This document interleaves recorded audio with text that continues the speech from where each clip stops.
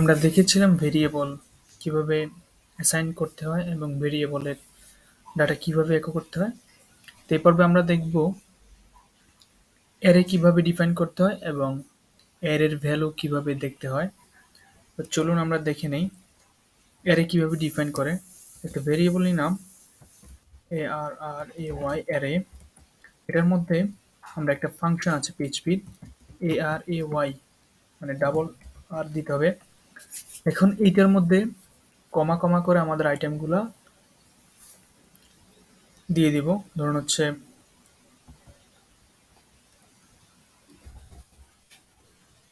নেমের একটা অ্যারে তৈরি করলাম, ইফাত আরমান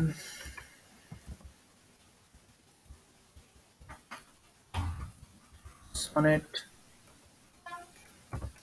এই তিনটি নাম আমরা নিয়েছি, এগুলো আমরা দেখতে চাই।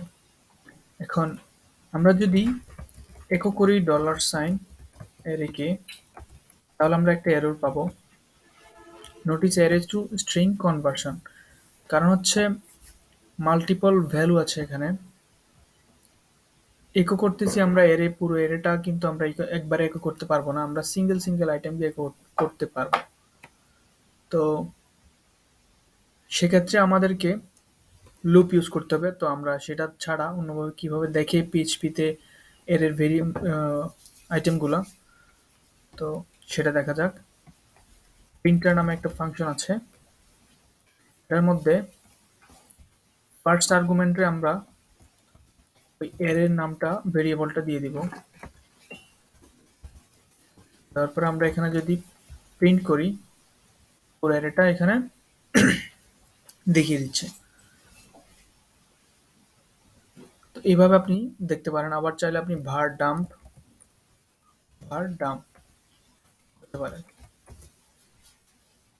দেখা যাচ্ছে এখানে তিনটি আইটেম আছে, স্ট্রিং 4টা ক্যারেক্টার, দ্বিতীয়টাতে আছে 5টা ক্যারেক্টার, তৃতীয়টাতে 5টা ক্যারেক্টার। তো এখন হচ্ছে এখানে তো আমরা স্ট্রিং নিয়ে কাজ করলাম। এখন যদি আমরা নাম্বার রাখি, সেক্ষেত্রে কি ইন্টিজার টাইপের প্রত্যেকটাতে রাখছি, প্রত্যেকটার ভ্যালু দেখা যাচ্ছে এখানে। এখন আমরা যদি চাই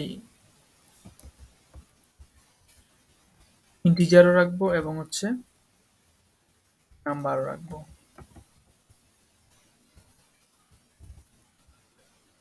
দুইটা কিন্তু রাখা যাচ্ছে।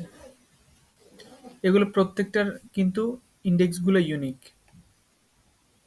এখন এখানে তো আমরা ইন্ডেক্স এরে দেখলাম, এর পরবর্তীতে আমরা দেখব অ্যাসোসিয়েটিভ, মানে হচ্ছে নেম ডিফাইন করে দিয়ে আমরা কিভাবে অ্যারেতে মান রাখতে পারি, মানে ইন্ডেক্স ডিফাইন করে দিব আমরা। তো দেখা হচ্ছে নেক্সট ভিডিওতে।